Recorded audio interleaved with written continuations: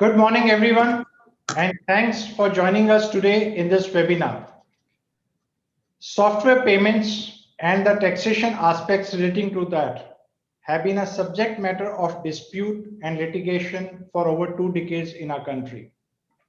Finally, the matter has been set to rest by the Supreme Court ruling last week.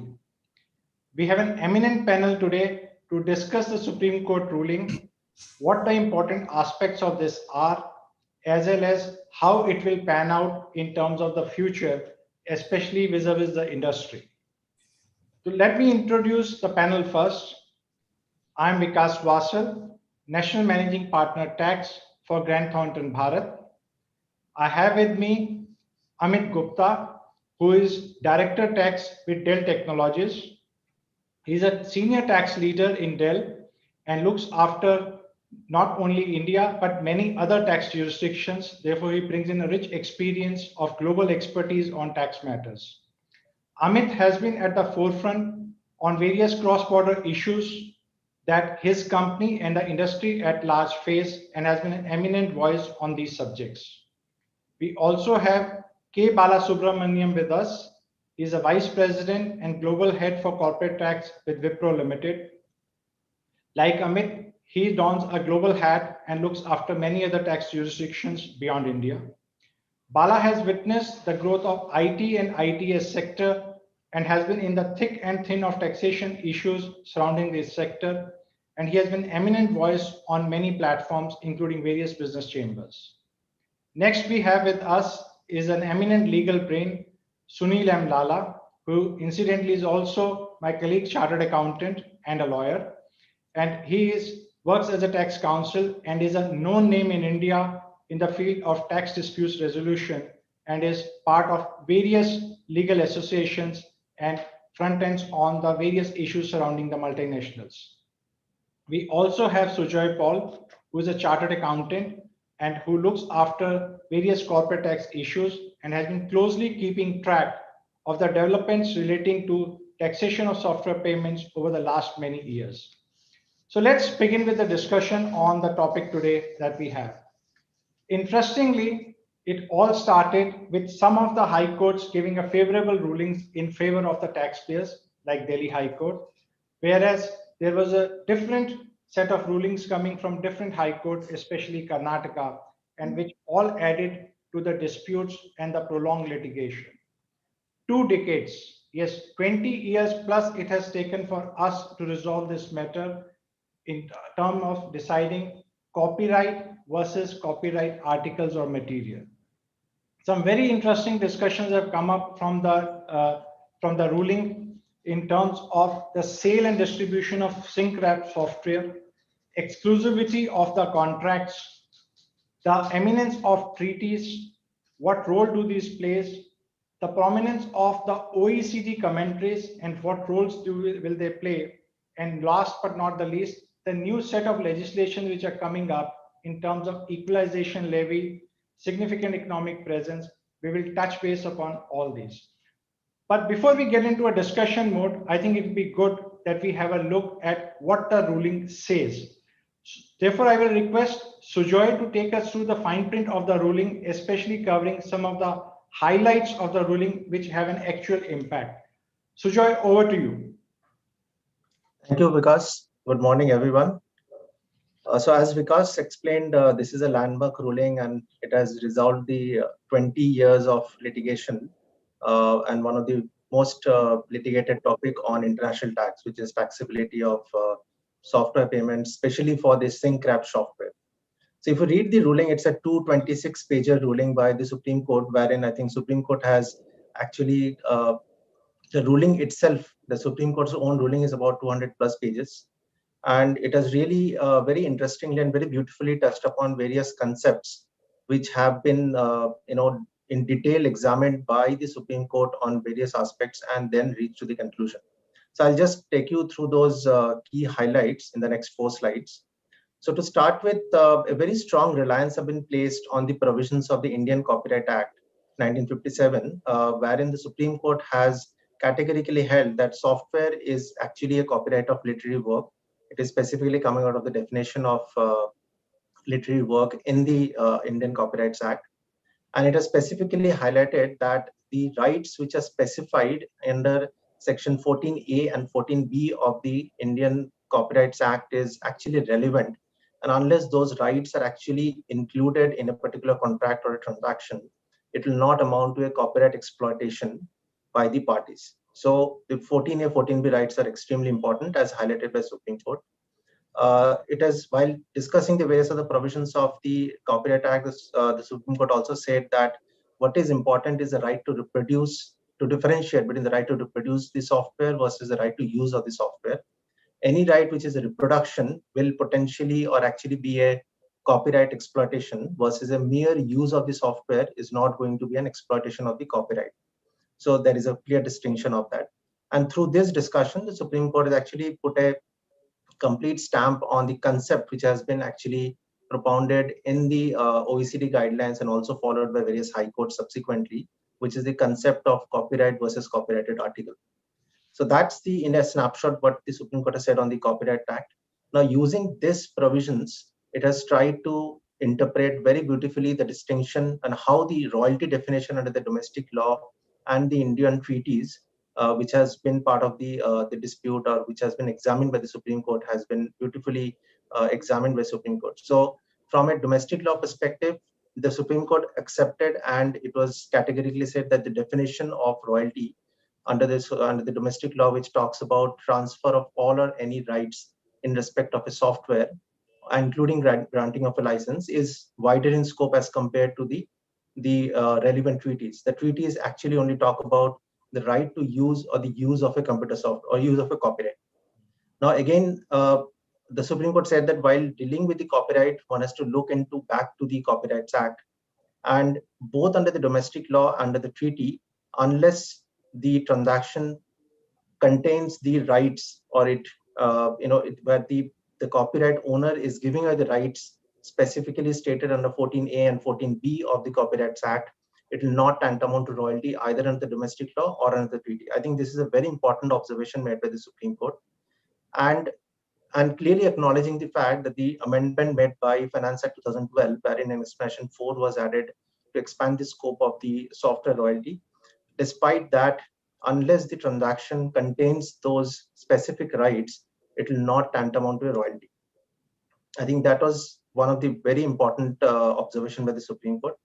And of course, while doing that, the Supreme Court also very categorically said that when it comes to withholding tax obligations on the Indian payer, one cannot expect the payer to comply with the withholding tax obligation for a year pertaining to when the retrospective amendment in 2012 was brought in. So basically, it has confirmed the principle of impossibility of performance when it comes to application of retrospective amendment on a withholding tax obligation.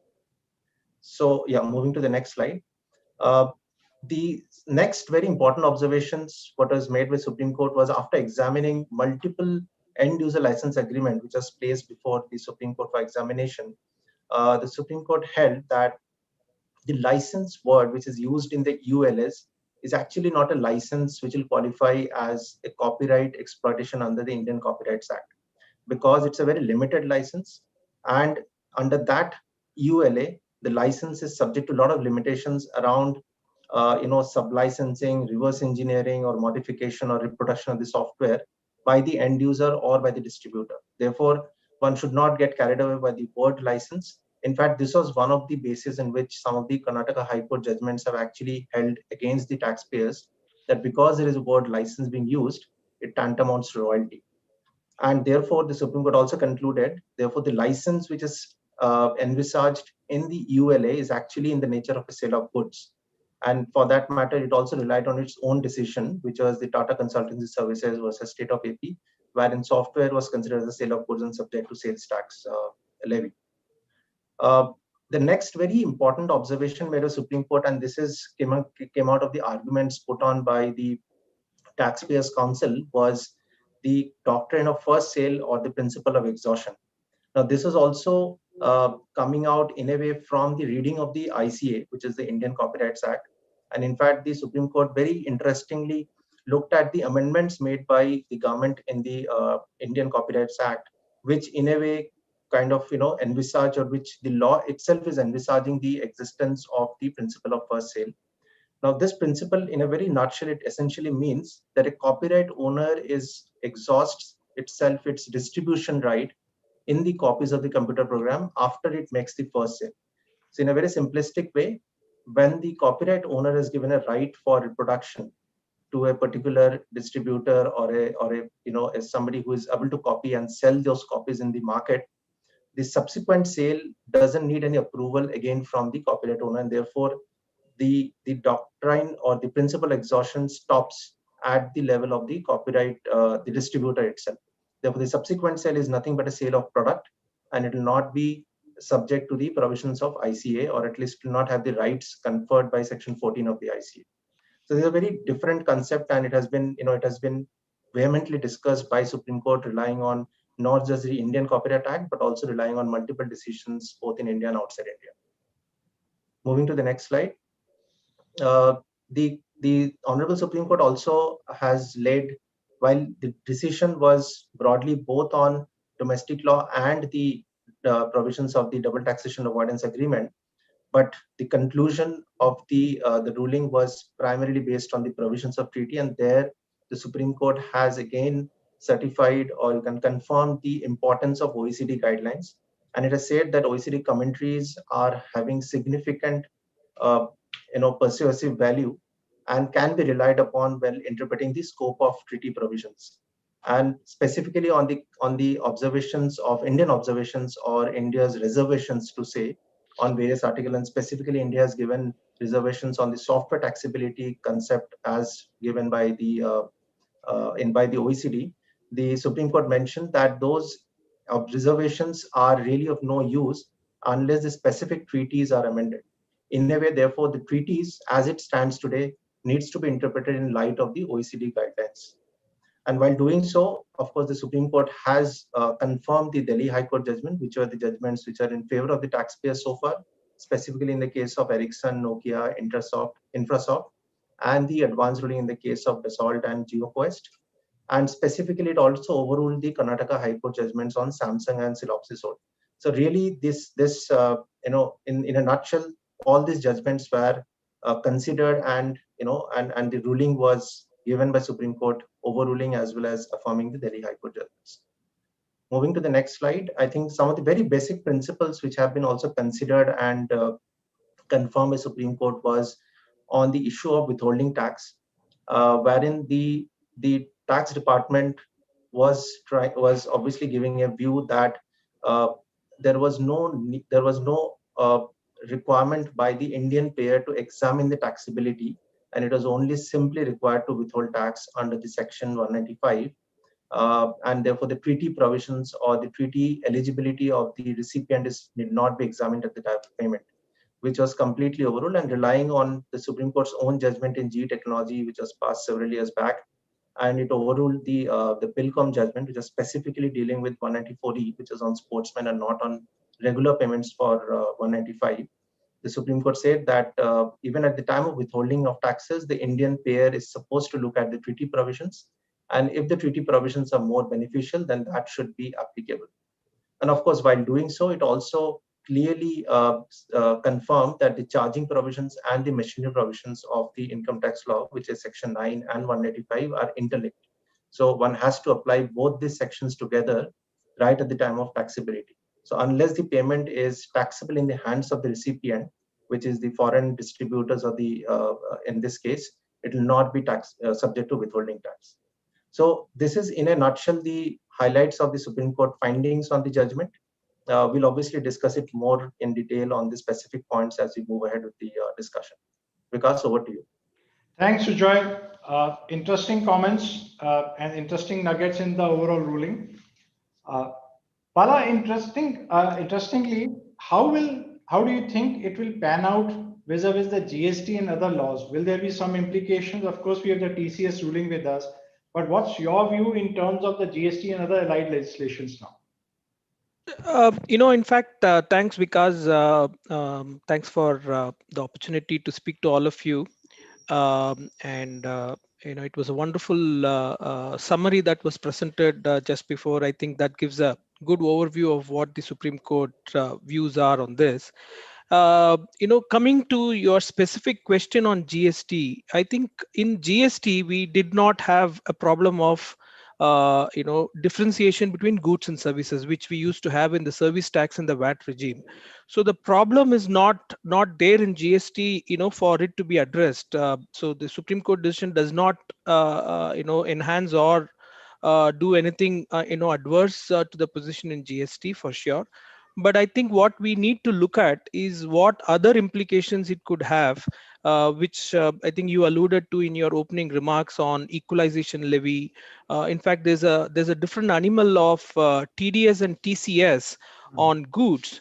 Now, if there's an emphatic view that software is goods based on the TCS ruling, irrespective of the medium where it could be delivered on. If that were to be the view taken, what would be the implications on the TDS and TCS on goods, and what would the the foreign vendors do on TCS? That would be a very critical aspect to evaluate for all of us going forward and implement. Interesting. Amit, let me come to you in terms of the ruling per se. I think the ruling was delivered keeping in view how the businesses were done about 10 or 20 years back. Today, you can simply go to the internet, download the softwares as well. And in terms of the changing business models, do you think the ruling should apply in terms of the present day business models as well, or there could be some issues over there? And since you are a veteran on this subject, I think it'll be good to hear your thoughts on that. So thanks, Vikas. So even in the new world, or in today's world where we download software and all of it, I think Bala alluded to the point. Equalization levy is something that we need to watch out for as to what happens, correct? In terms of whether the online concept or the online sale, downloading it online will bring the equalization levy into play, given the fact that withholding tax will not happen now as royalties, because the act clearly says that if taxes are being paid as royalties, then there would be no equalization levy. No, but any day 2.3% is better than 10%, correct? So anybody would opt for the equalization levy versus the withholding tax. But from a business model perspective, I think we all know it's a digital world, correct? Everybody is talking about the digital economy and everything happening digitally. So really, in my view, this is a welcome judgment. I think the 20-year-old, the litigation gets over, people get clarity and get to know what to do going forward. Also, I think we will talk about, but there would be situations where companies will look for getting refunds, correct? And we can talk about it separately. But overall, I think it's a welcome judgment. Great, Amit. Before I come back to you and Bala again on the industry issues, one of them is definitely the refunds claim. Let me ask our legal expert, Sunil. There's a lot of emphasis on the concept of exclusivity in the judgment, Sunil. Now, in context of non-exclusive agreements or partial modifications, etc., what do you think how much can the taxpayers rely on the ruling per se, especially the evolving business models? Sunil, you are on mute.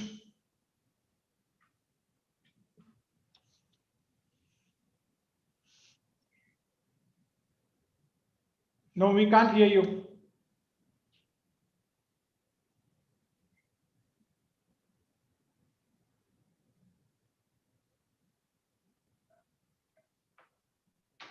No.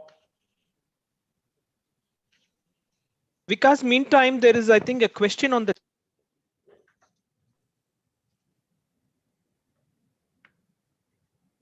Not an issue, Sunil. You look at the. No, we can't hear you. We can't hear you. Yeah. Because meantime, there's a question on the chat box. Yeah, This is on the domestic, TDS provisions vis-a-vis royalty. I right. think we need to be a little cautious about it. Once, I mentioned about the TCS on goods, whether the 194J, which also has a royalty, TDS, what would be the view to be taken there? I think that's a very interesting point, because if you look at the judgment, while it says, it is not royalty as per 916, but the weight of the conclusion is on the treaty and the OECD commentary around it. So how will royalty definition under 194J gets interpreted? I think that's another thing that we'll have to look out for. Whether the decision would be applicable even for 194J is something that we need to understand better. Because I think the treaty will not come as a as a support, or as a the last resort that the decision has resorted to will not be available under the domestic TDS provisions. No, So that's absolutely. another thing that we need to look out for. No, absolutely, Bala. I think the ruling has to be read in context of the non-resident payments. Correct. There clearly 2 points have been laid out. One, that if there is an interplay of provisions between the domestic tax law and the treaty, whichever are more beneficial should prevail. And I think that has been the understanding and the rulings of the various courts. And second important aspect is, if an income per se is not taxable under 195, then there is no question of withholding tax. I think that takes us back to the Vodafone case as well.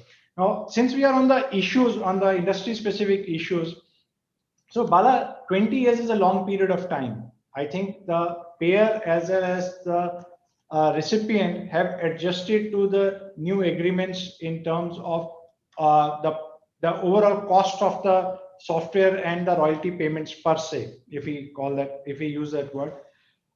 In fact, many of the contracts we have seen have been based on the gross up model in terms of gross up taxation, or the contracts have been renegotiated in the past where the cost has been built into the overall cost of purchasing or you licensing the softwares or cost of doing the business in India. Now, these models have been agreed to over the last 10 or 20 years. What change do you foresee in terms of the contracts which have been entered between Indian parties and foreign parties? Do you think there will be an immediate renegotiation which will come into play? It's an industry issue. Absolutely. I think that's something that we should look out for as a positive impact of this judgment, because many of the Indian payers, right, we have absorbed the cost of withholding in terms of the either an explicit gross up model in the contract, or the price itself takes care of the increased withholding tax, because many of these software non-resident providers would not get a credit for this in their foreign in their resident country, because they don't have taxable profits, or it is routed through Ireland or Singapore. So therefore they were losing out on the withholding tax, so they were pushing down the cost to us either through a gross up model or a price adjustment. I think it is imperative for all of us to sit together with our the procurement officers and the software vendors to see what renegotiation should be done on this. And in fact, some of the things in terms of the complexity for these software providers, in terms of filing a return in India, whether they have to claim refund for the past period, what would happen for going forward in terms of their tax liability in India.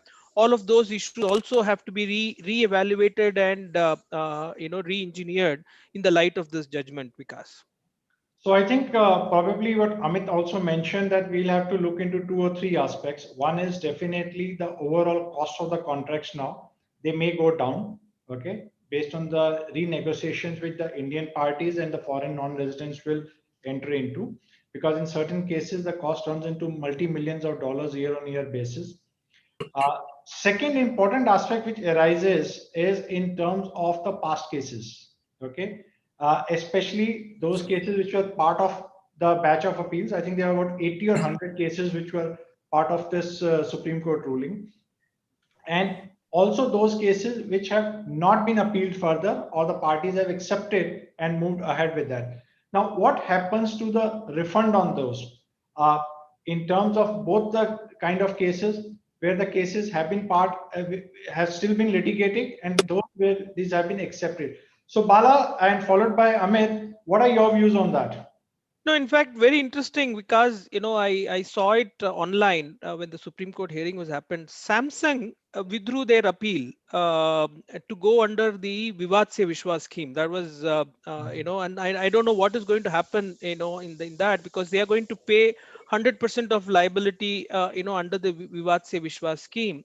And what would happen? I don't know whether there's an order which is passed allowing them to do that, etc. But that issue aside, my view is, for those 1,800 companies, I think it would not be a difficult task for them to get the refund, at least for the years under appeal. For the years which are not under appeal, we can go to the assessing officer and ask for the order to be given effect to, notwithstanding the appeal being pending, etc. But the interesting issues will be on those cases where the assessees have accepted the demand, where either at the CITA stage or at the assessing officer level or at the tribunal level, whichever level it is. What would happen? And if the statute is not open, the limitation is not open, Right. I think there would be a little bit of concern there, because they may not be able to claim the refund of it. But for those people who do have the statute open and their appeals are open, I think they should be hoping to get refunds very soon. Amit, we were deliberating upon this. I think Karnataka is one jurisdiction where there probably could be the maximum number of these kind of transactions, being the Silicon Valley of India. Yeah. Do you think refund process is going to create another big issue for the industry stroke the tax department? Because refunds will run into multi-million or maybe even billions of dollars now. Yeah, so the dollar amounts will be huge. And just to add to the points that Bala had mentioned, one is where you are either litigating or you accept it. But then there is also the question of years which are still open.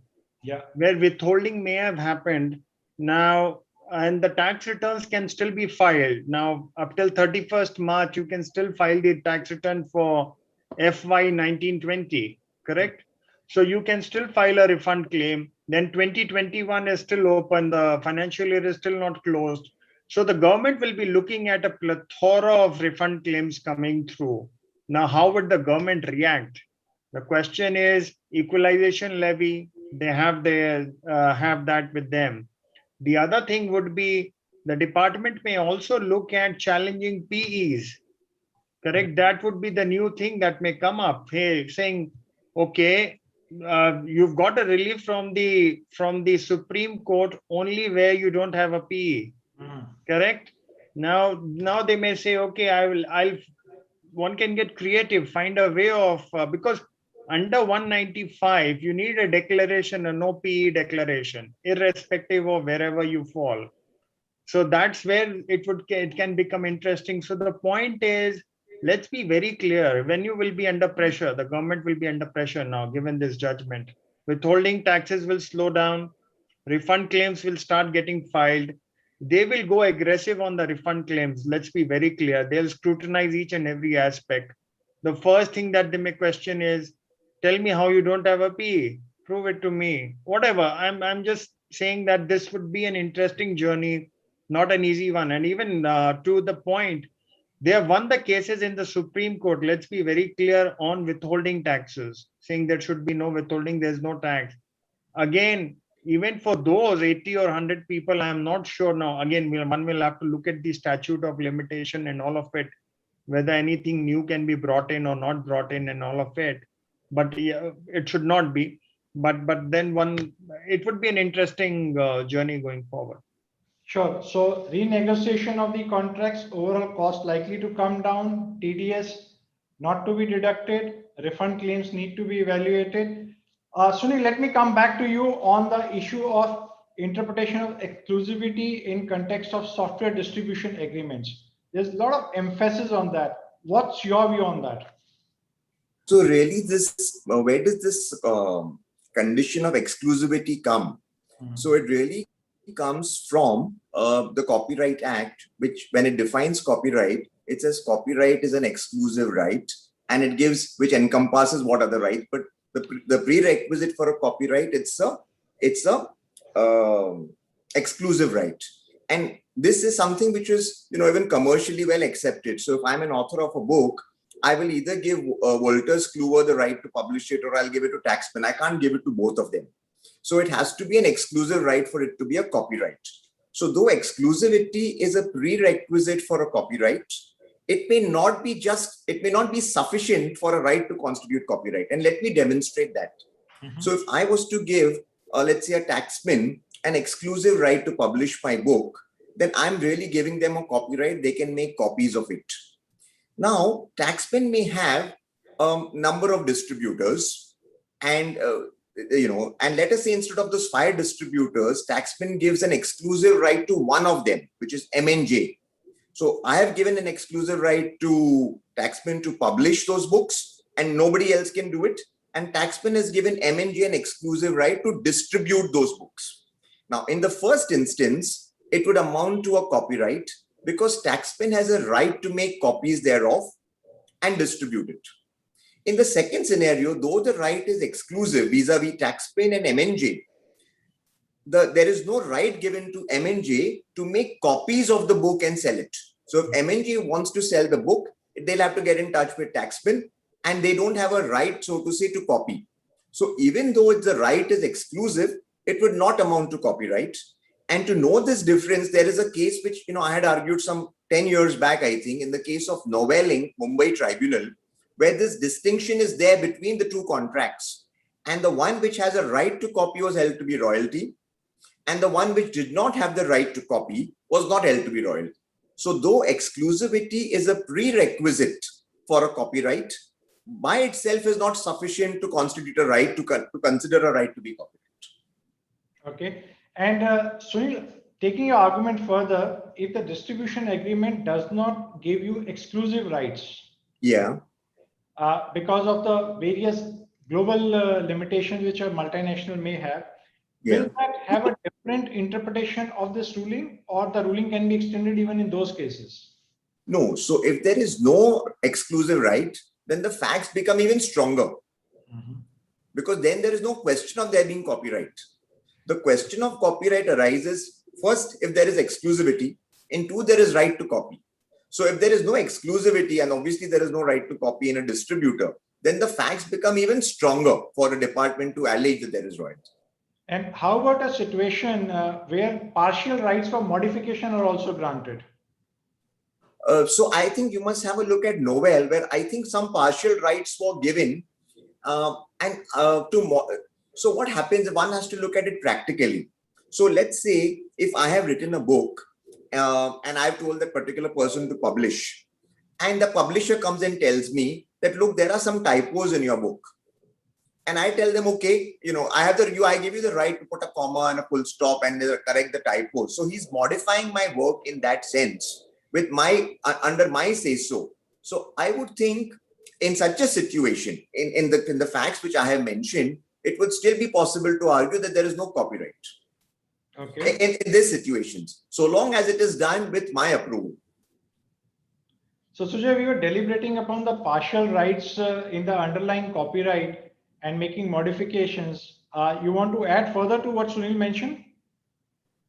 Yes, because so I think one of the observations made by Supreme Court in the judgment in a very passing reference, where it considered the various High Court judgments on Delhi and Karnataka, is that in a way the concept of shrink wrap software and the copyright will equally apply to customized software. Now, I think what you need to understand that what is a customized software. So it is possible that the copyright owner or the distributor which has got the right to distribute, including making copies, might have some limited customization right. So if to meet a particular need of a customer, if the copyright owner itself is making certain modifications to customize and delivering the customized software, I think the principles of Supreme Court on the fact that it still remains a good vis-a-vis the end user will remain, and therefore that should not protect the character of a royalty. But if the modification, even if it's a partial modification to adapt to the needs of the business of the customer, is given to the end user, which the end user is able to apply and make the modifications, I think there could be a possibility to say that the royalty exposure is there because some right is given. Now, again, if you also read the Copyright Act, there are certain exceptions. For example, the Copyright Act already gives you a right to make backup copies which are not considered exploitation. So anything beyond that, which is available with the end user, could potentially be looked at from a royalty perspective. Interesting. So modifications done by the non-resident at your request, still the ruling should uphold over there. Whereas modifications being done by yourself as an Indian party, I think the facts of the case need to be evaluated before we conclude on that. Interesting. Sunil, in terms of the ruling per se, vis-a-vis the double tax avoidance treaties, will it be safe to say that in none of the cases the royalty definition will apply, or we should distinguish between OECD-based treaties vis-a-vis non-OECD-based treaties? What's your thought on that? So there are 7 treaties, and I will just name them. So one is with Kazakhstan, the second is Scripps Republic, third is Romania, fourth is Turkmenistan, 5, 6, and 7 is Morocco, Russia, and Trinidad. These 7 treaties use the word in the definition of royalty. They include the words either software or computer software or computer software program. So these are to my mind, to my knowledge, these are the only 7 treaties where the words software, software program, or computer program are used. If you keep these 7 treaties aside, then to my mind, the Supreme Court judgment would apply to all other treaties because those treaties don't have anything to do with software or copyright program. As regards these 7 treaties are concerned, I think the department may have a case to say that the Supreme Court was dealing with treaties which didn't use the word copyright or which didn't use the word software, and therefore the Supreme Court should not apply. So there is a challenge in these 7 treaties. But having said that, I don't think that this challenge is unsurmountable, because the definition of royalty in this treaty says when it is a consideration for copyright of a literary, artistic, or scientific work, including software. So what is important is copyright, including software. I think it would be fair to argue that if the copyright is embedded in the software, or if the software includes the copyright, then it would amount to royalty. And one cannot take software per se on a standalone basis, because the article talks of consideration of copyright of a literary, artistic, or scientific work, which is prerequisite, including software. So I think there is a challenge, but not an unsurmountable challenge for these 7 treaties. For the balance treaties, I think the Supreme Court would apply nevertheless. So broadly, for the benefit of our viewers today, I think, Sunil, what the consensus is building is that more or less the Indian companies import the technologies, stroke the softwares from the countries with which the treaties should prevail, because there will be large part of the transactions, almost the significant part of the import of technology will be with the countries which are OECD based treaties, and some of them have already been listed in the ruling as well. So it's a very comforting feeling that rely on the tax treaty, it's more beneficial for you, and you get away from the definition of the royalty over there. Of course, the domestic challenge continues with equalization levy now, as well as significant economic presence. So Sujoy, in terms of equalization levy, the law is evolving. We had equalization levy 1, and recently we had equalization levy 2. We all have been waiting for the FAQs and more guidance on that. Government has gone ahead and implemented the law and said that this is a law of the land, you need to comply with it. How do you see the progress on this now, where we stand after the recent Finance Act on this? Sure, I think that's a very interesting point, given the fact that, as Amit and Bala alluded to, that the business models currently are, obviously it has evolved over the time. And I think the larger part of the software transactions are happening online, right? And that's where equalization levy is very important. And I think if we reflect on the 2016 equalization levy, the committee report, I think it has very categorically mentioned that one of the disputes which is there on characterization, especially on software, a very easy way to get rid of that dispute would be to levy an equalization levy. So somewhere the committee has recommended that. And I think the scope of the current equalization levy will definitely, and especially with the equalization levy 2.0, The scope is wide enough to cover variety of digital transactions wherein softwares or cloud computing services where software is used as a subscription model. I think all of that are likely to come under the levy. I think the second point, which is very important here, is that now with the Finance Bill 2021, where the government has made a specific amendment that if a particular transaction is taxable either as royalty or FTS, equalization levy will not apply. So if you have to read it the contra, now that the Supreme Court has ruled that the software on a shrink wrap, payment for shrink wrap software is not to be taxable as royalty, if those softwares are now getting downloaded and they will probably be all happening on the digital mode, there is a very clear possibility of the equalization levy getting levied on that. And I think, as I heard the industry speakers, I think the industry will probably be commercially better off paying 2% of equalization levy as compared to dealing with a 10% tax dispute. So I think, yeah, it's a very important turn which will be relevant going forward. Sure. Bala, the ruling is per se on the software payments vis-a-vis royalty. What do you think could be the impact or the implication go forward in terms of the other cases which are still pending, for example, transponder charges or telecommunication charges? I think I'll invite your views on that. Yeah, absolutely. I think that's a very pertinent question, because I think when the decision on the software came in Karnataka, what followed was, where the decisions on payments to, companies like Gartner for database use.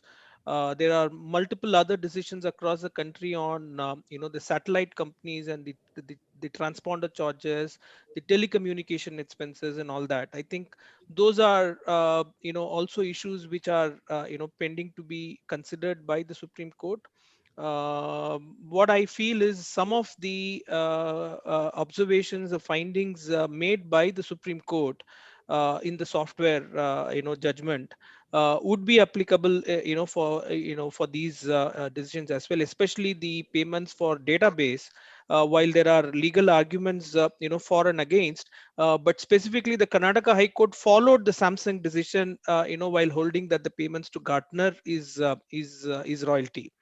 So now that the Samsung is overruled, what would be the consequence? We should wait and watch, but I feel that we have a fair chance of getting success on all of these aspects as well. In fact, there's a very specific finding on the transponder, charges in the Supreme Court decision. I think that would come very handy, as far as that is concerned. Right. So I think what we feel is the genesis of this ruling should have a play vis-a-vis other cases also going on, but the jury is still out on all those cases till the final verdict comes in. I think what is very positive, at this point in time is the reliance laid on the OECD commentary, right? And the supremacy of the OECD commentary and the model convention has been, upheld by the Supreme Court, and they have very heavily relied on the commentary, and so that's a very positive aspect, Vikas. So Sujoy, on the point which Bala just mentioned about the OECD commentaries, I think there is a clear verdict coming in that they have a persuasive value. How much do you think will it play as you go along in terms of the future course of action? Because at many places, India has already expressed its reservation on many of the aspects on different things. So your thoughts on that? Sure, Vikas. So I think, while obviously India has expressed its reservations on variety of the clauses, including the software, I think what Supreme Court has done, they have taken the reservations into two categories. One, where India has said that we reserve the right to tax. And a second kind of observations where India has specifically disagreed. So I think what Supreme Court is saying, that where the government has simply said that reserve the right, or there is a reservation expressed, that per se is of no use unless the treaties are getting amended. But where it is a categorical no, I think the Supreme Court has not specifically done any, it has not, given any view black and white, but it's left open. I think what it needs to be seen is that so far as the reservations simpliciter are concerned, where there is no express reasoning, and unless the treaties are getting amended, it will not have any impact on the taxpayers. I think that's the ratio we can draw from the judgment. But yeah, I mean, so far as where India has categorically said no, to my personal view, I think in that situation also, unless the treaties are actually getting amended, simply by stating on the commentary, it will probably not be, of much of a significance, to my mind. I think that's exactly what the Supreme Court also mentioned, that India has not amended any treaties, Right. even after the reservations expressed. So therefore, I think it will be safe to conclude that OECD commentaries should have a persuasive value with its own cautions. Right. Now, even before the panel's discussion started, we have been receiving a lot of queries, and I think chat box also shows a lot of queries coming in. I mean, one question which is coming up is, and this is more a generic question, not just because of this ruling, 20 years is a long time, okay? Based on your global experience, are there any things that we as a nation can do in terms of cutting down on the litigation process? Of course, kudos to the government and the tax authorities. Number of initiatives have been taken in the recent past, including faceless assessments, appeals, and now up to the tribunal level. So any thoughts on that? I know, Sunil, you will not be happy with the litigation going down in the country, but I will invite your views as well. Yeah, Amit. Yeah, so just to start, and I will take clue from what was mentioned earlier, the Vivad se Vishwas, correct, in terms of the litigation. Yeah, I mean, we have collected, India has collected about 50,000 crore plus. 50% is public sector undertaking, 50% is private. These are latest figures coming in. Oh, so definitely. So public sector undertaking is right pocket, left pocket, really. So I think that can be excluded in my view. But looking at what was mentioned earlier, that Samsung has opted for Vivad se Vishwas. Now that's interesting, correct? Think about it. They have paid the tax and now the judgment comes. So that this is where the 20-year question you asked comes into play. As an MNC or as a corporate, it's very tough to keep exposure on your balance sheet, on your P&L balance sheet, correct? Because if you look at financials of a lot of Indian companies, the contingent liabilities are much more than the net worth actually of few companies. And then that's very scary because the amounts in tax litigation far outweigh really the net worth itself. And that's not a good scene. So in that context, I'll answer your question that 20 years is a long time. It's very tough for any corporate to keep that exposure on their balance sheet. And it's like a hanging sword. You don't know which way it will go. Correct. Now, luckily, the Supreme Court has given a verdict in favor of the SSC, but you never know. Correct. And frankly, in an MNC context, we have to be trustworthy.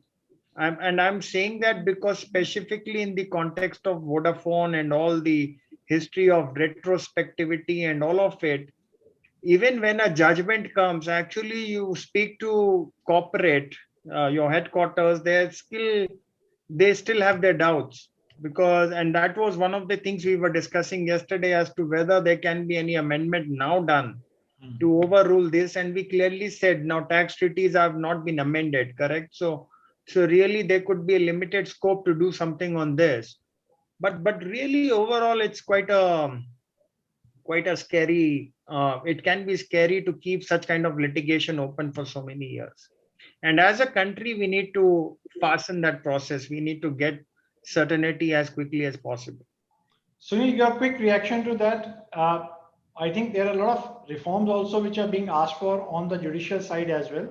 And as I mentioned, number of steps have been taken on the tax administrative reforms, all very welcome changes, which will help the industry and all the stakeholders. Your quick reaction to that?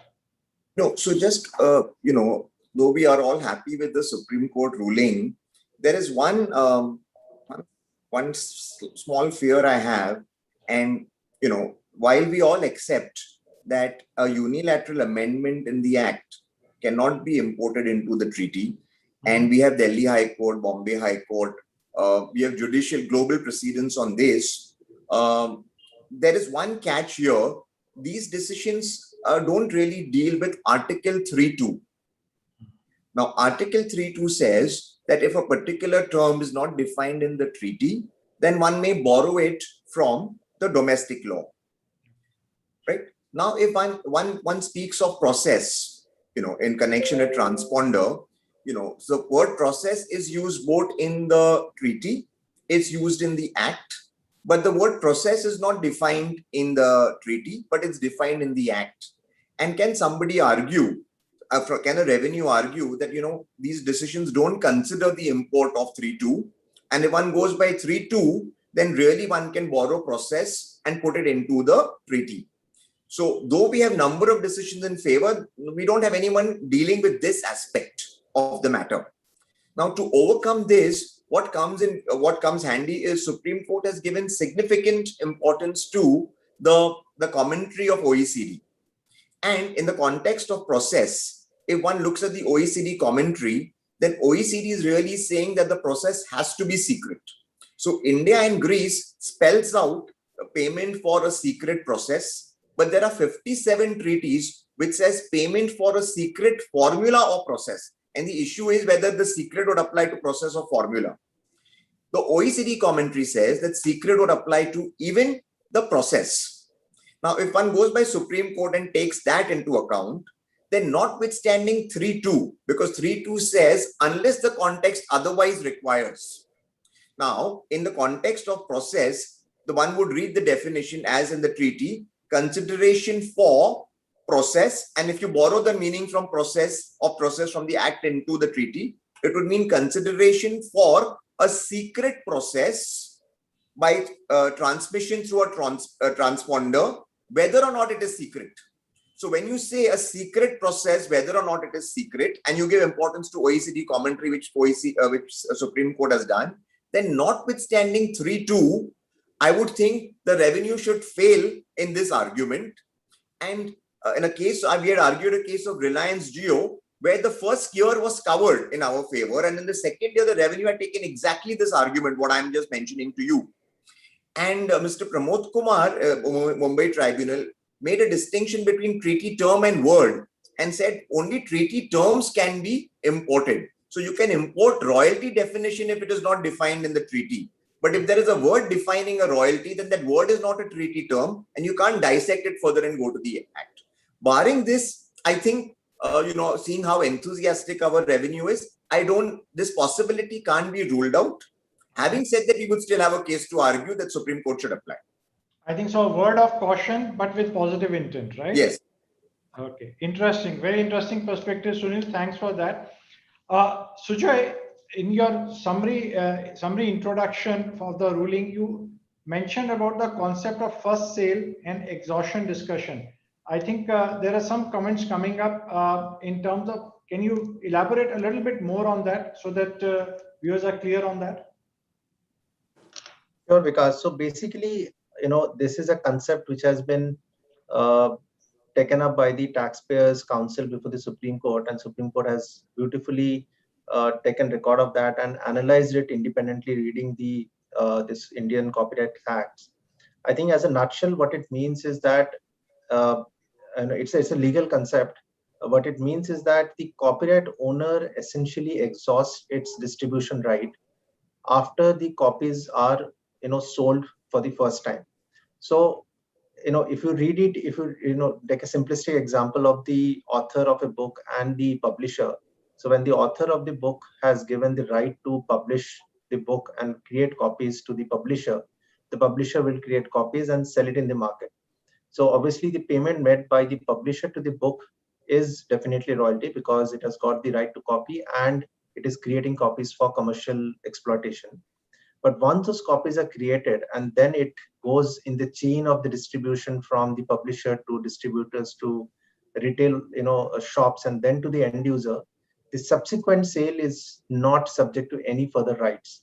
And it doesn't need a further confirmation or an authorization from the copyright owner. So basically what it means is that this distribution right, which has been given by the copyright owner to the publisher, it ends there. It doesn't go beyond that point, and therefore the subsequent sale are essentially the sale of the copyrighted article or the product and doesn't involve any use of the copyright. I think in a nutshell, in a very simplistic way, this is the example which explains, and Supreme Court has said that there are amendments made in the Indian Copyright Act in 1999 and 2012, wherein some of the provisions have been removed, which in a way very clearly gives indication of this, or the Copyright Act itself is envisaging the existence of this principle in the law, and which has been relied on the Supreme Court for concluding on the software matter. Interesting. Bala, there are certain cases which are going on at the MAP level as well. What do you think could be the interplay of the ruling now?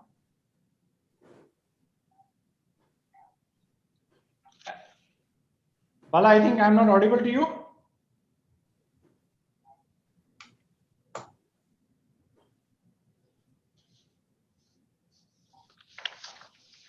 Anyways, some of the questions which are coming up on the chat box are in context of the TDS TCS provisions as well, Sujoy. I think the question is that how should we be prepared in context of TDS TCS versus the equalization levy now? I think it will be more fact specific, but your thoughts on that? Well, absolutely. I think, I was also saying the question. So there are 2-3 parts of it. One is equalization levy has to be only seen when you're making the payment outside, and it is under the equalization levy 2.0, the responsibility of the EL is actually on the foreign recipient, which is delivering the software online. So there is no withholding obligation on the Indian payer. That's number one. When it comes to domestic transaction, I think the law as it stands today, of course, it requires you to do a domestic withholding under 194J. And I think as Amit and Bala were also alluding to in the initial part, now whether that withholding tax position needs a relook based on the Supreme Court judgment is something one needs to look at, much depth. But yeah, as of now, the law remains as it is. And I think another question which I could see, an area of concern coming is that will the transactions be now need to look at from a FTS perspective, fee for technical services.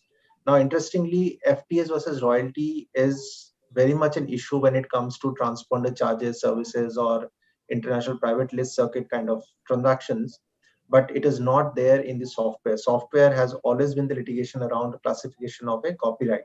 And to that extent, to my mind, per se, a supply of software should not give rise to an FTS angle, unless, of course, you are giving a customization service or delivering a customized, a service of customization. There, the FTS is going to be more relevant, because also if you see, the judgment has very categorically said that the transactions of a shrink wrap software is in the nature of goods. Therefore, this service element has already been taken out of it, and also relying on the earlier TCS judgment where it was considered a sale of goods. So to my personal view, I don't think the FTS angle should really stand too much of water in the current context on a pure delivery of software. Yeah, but I would like to add a word of caution. The way the definition of equalization levy is being widened, I think a word of caution needs to be exercised, that probably a large amount of payments could get covered because it is still open to interpretations, especially after the recent budget. So I think facts of each case need to be examined in detail on that. There are a lot of questions coming very specifically in terms of SaaS models and others, which we'll address in the interest of the time. So any final words, Sunil? No, so I think the takeaways of this judgment can go beyond software. For example, as Bala mentioned, I think this can be applied to database. Though Supreme Court is really using the word, they're relying on Tata Consultancy and there is a difference between the product and the copyright. And one would think that there is no product in a database, so to say, but it's a digital product. And if one really applies substance over form, then the judgment of Supreme Court would equally apply to database, for example. So that's one key takeaway. Though the Supreme Court was not dealing with database, but we've had negative judgments on database in the case of Gartner, some adverse judgment in the case of Wipro, where Samsung was followed. And if Samsung is overruled, then by implication, even database should be allowed. That's one takeaway. The second takeaway is there are some tribunal members who do not give weightage to OECD commentary, and Supreme Court says you must give weightage to OECD commentary. And if one gives weightage to this, then it'll help cases of transponder and process. And the third is, if the government wants to make a unilateral amendment in the treaty and then import it make a unilateral amendment in the act and import in the treaty. Now, Supreme Court now is the final word that really that cannot be done. So other than copyright, this judgment will have is positive on in lot many other issues also. Thanks, Sunil.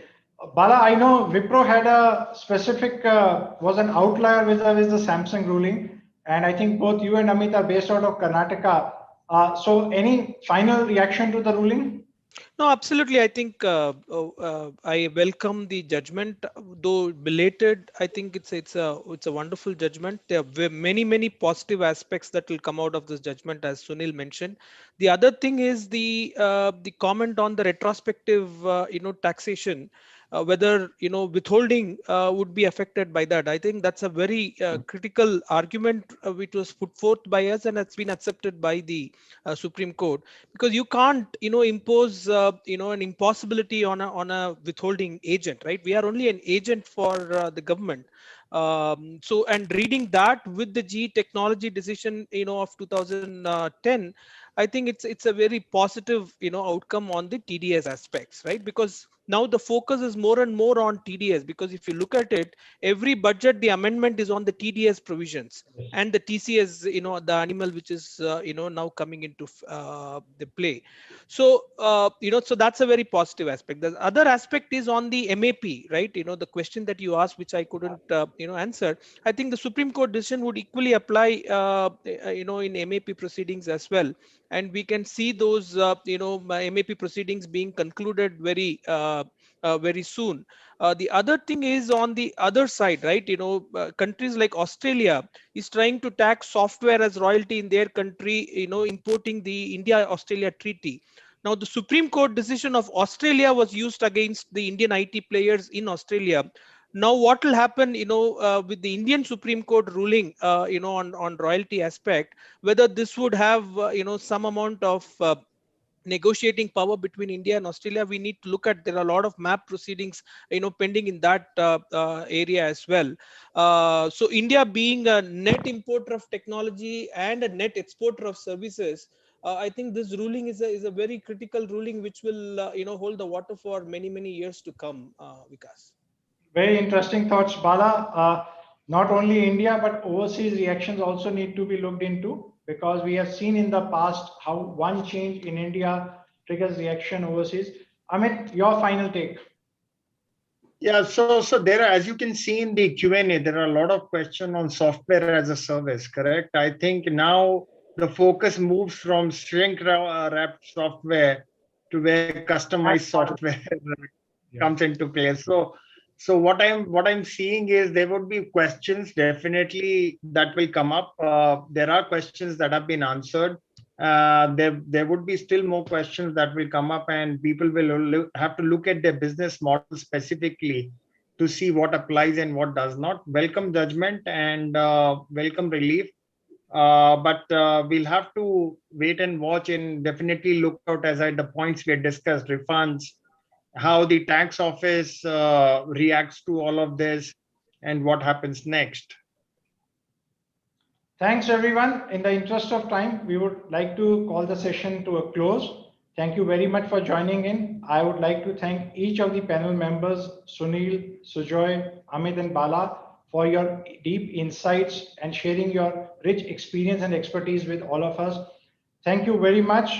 A very welcome ruling. And I think we need to look forward to similar other rulings on certain other cases which are going on right now in the Supreme Court. Thank you very much for joining us today, and have a great day ahead. Thank you. Thank you very much.